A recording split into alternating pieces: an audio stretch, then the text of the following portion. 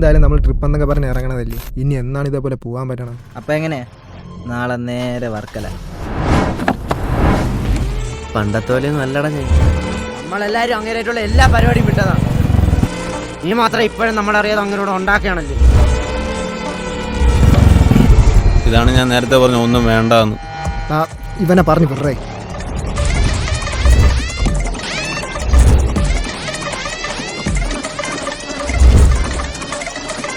കാറിലിരുന്നൊരു പരിപാടിയില്ല.